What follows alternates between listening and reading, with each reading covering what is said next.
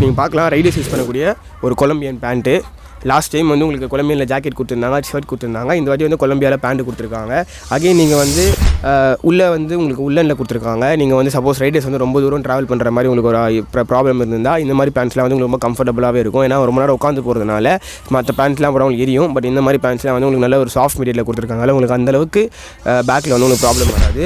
So நீங்கள் அதுலேயுமே வந்து சைஸஸ் வந்து 28 34 வரைக்கும் அவைலபிளாக இருக்குது. உங்களுக்கு வித் நாட்டோட கொடுத்துருக்காங்க.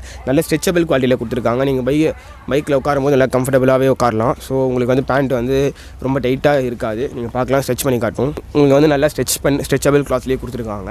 உங்களுக்கு வந்து வித் டேகோடு கொடுத்துருக்காங்க. இதோ பாருங்கள், கொலம்பியன் டேகோட உங்களுக்கு வந்து இது அவைலபிளாக இருக்குது.